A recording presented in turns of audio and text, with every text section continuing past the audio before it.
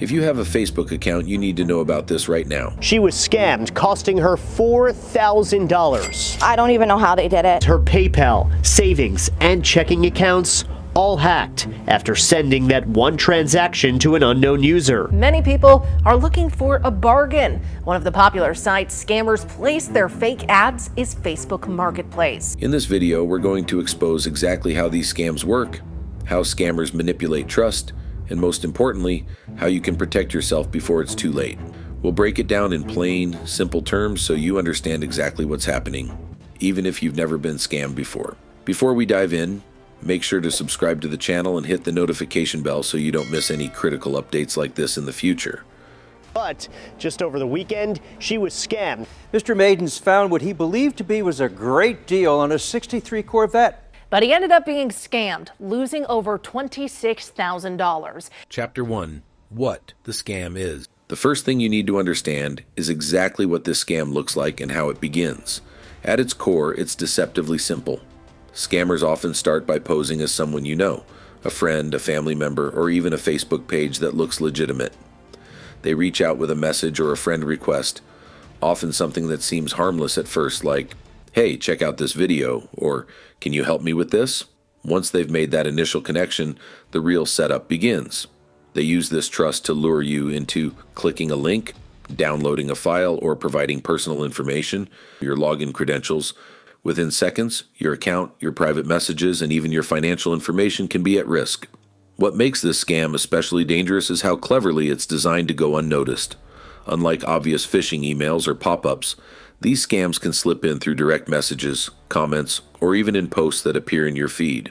Recently, news outlets reported that thousands of Facebook users were targeted by a scam. I met a woman, Jennifer, who lives here. She tells me she's moving to the next apartment over and is selling furniture on Facebook Marketplace. But just over the weekend, she was scammed, costing her $4,000. These are people's jobs. Like, how can you do this every day and not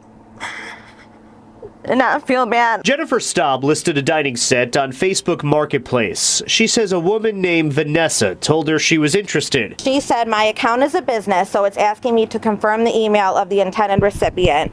So what's your email so I can pay? Staub gave Vanessa her email address. Minutes later, she received this email in her main inbox. Even though she was the one selling something for $150, the email said Staub would need to refund $500 to the sender. The numbers don't add up. Confused, Staub called the help number at the bottom of this email, a phone number recommended by Vanessa. Could you please call them right away so we can resolve this? Staub tells me she was convinced that she had to upgrade her Venmo account for $230. So she sent that payment to an unknown account. She later was sent this picture of a check as her refund. I don't know. I don't even know how they did it. So let's take a closer look at that original email address. It has their logo here, but if you look close, it's pay.venmo payment online services at gmail.com. A company like Venmo will only use email addresses that end with @venmo.com. Staub says her PayPal, savings, and checking accounts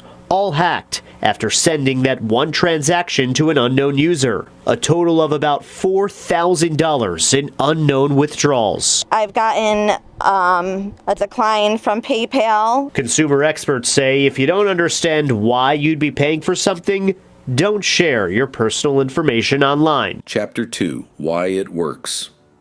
Now that you understand how the scam is set up, the next question is, why does it work so well? The answer lies in psychology. Scammers are experts at manipulating human behavior. One of the main tactics they use is urgency. Messages like, "Your account will be permanently locked if you don't click this link in 10 minutes. Push people to act quickly.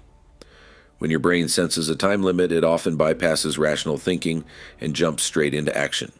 Fear is another critical factor. Scammers craft messages that create a sense of danger or loss. Someone is trying to hack your account, or "You've won a prize, but you must claim it now," are examples that trigger anxiety. Trust plays a huge role too. Many scams come from compromised accounts of friends or family, making it appear completely legitimate. When a message comes from someone you know, your defenses drop. You're less likely to question the link or request because it feels safe. Technology loopholes make it easier. Scammers exploit weaknesses in social media platforms, using messaging features, link previews, and automated systems to appear genuine. Don't buy anything without having it physically present. He sent $660 through Chime. However, a key to unlock the door was never sent. They understand the way platforms work better than most users do, which allows them to execute these scams with precision. Here's the critical takeaway. These tactics work on everyone, not just inexperienced users. Smart people get tricked too, because the scam isn't about intelligence. It's about manipulating natural human instincts. You see, the scammers don't need to be geniuses. They just need to know how people react under pressure. But here's the part most people don't realize. There are simple ways to spot the signs and stop the scam before it ever reaches you. Next, we'll go over the red flags to watch for, so you can recognize a scam the moment it appears. Did you know there are devices that can take money from your debit or credit card from within a few feet? The best way to protect yourself is with an RFID sleeve or wallet. Scan this QR code or click the link in the description to protect yourself today. Chapter 3. The red flags to watch for. But you know how the scam works and why it's so effective. It's time to focus on the red flags, the warning signs that tell you something isn't right. Recognizing these early can save you from becoming the next victim. The first red flag is urgency. Scammers often pressure you to act immediately using phrases like, "Click this link now," "Your account will be locked," or "You only have 24 hours to claim your prize." Anytime a message or notification tries to rush you, take a step back. Next, look for requests for personal information. Legitimate services will never ask for your password, credit card number, or other sensitive data through a message or social media link. If someone asks for this, it's a major warning sign. Another common red flag is suspicious links or attachments. Scammers often hide URLs behind text or use tiny changes in website addresses to trick you into clicking. For example, a site may look like facebook.com, but it could have an extra letter or symbol that makes it fake. Attachments, especially from unknown senders, can contain malware designed to steal your information. Watch out for too good to be true offers. Pay attention to poor grammar or unusual language. Many scams originate overseas and may include typos, odd phrasing, or inconsistent formatting. Finally, trust your instincts. If something feels off, it probably is. Scammers rely on your inattention and willingness to trust. Even small inconsistencies can indicate a bigger problem. If you can remember these 6 red flags: urgency, requests for personal info, suspicious links, too good to be true offers, poor grammar, and trusting your instincts, you'll be much more likely to spot a scam before it harms you. And here's the crucial part. Spotting the red flags is only half the battle. In the next chapter, we'll go over how to protect yourself step by step. So even if a scam appears in front of you, you'll know exactly what to do to stay safe. A woman scammed out of $14,000. What appeared to be a normal sale on Facebook turned into a costly scam. Chapter 4. How to protect yourself. Now that you know what the scam looks like and the red flags to watch for, let's talk about how to protect yourself. The good news is, there are practical steps you can take right now to keep your accounts and personal information safe. The first step is strengthening your account security. Always use strong, unique passwords for every online account, especially social media. Avoid using easily guessed information like birthdays, names, or sequential numbers. Enable two-factor authentication, which adds an extra layer of protection.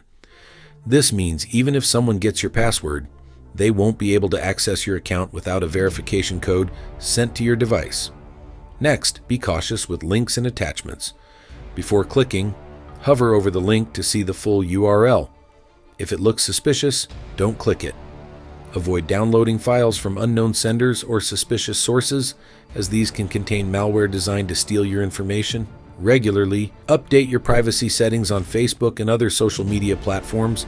Limit who can see your posts, who can send you messages, and who can search for your account. The fewer people who can access your information, the harder it is for scammers to target you. Use security software and alerts. Install antivirus and anti-malware programs on all your devices and keep them updated. Enable alerts for unusual account activity. Most social platforms and banks offer notifications if they detect suspicious login attempts or transactions. Another key step is monitoring your accounts regularly. Check your bank statements, credit reports, and social media logins frequently.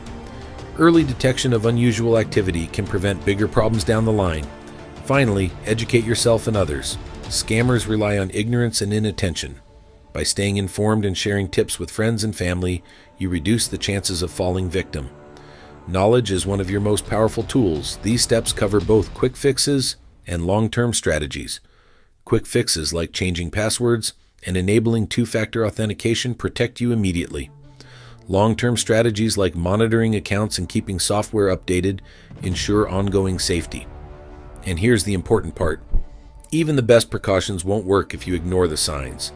In the next chapter, we'll go over what to do if you've already been targeted so you can recover quickly and minimize any damage.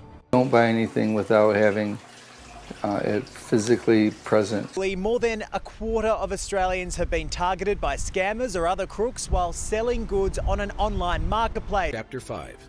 What to do if you're a victim. Even with the best precautions, some people may still fall victim to scams.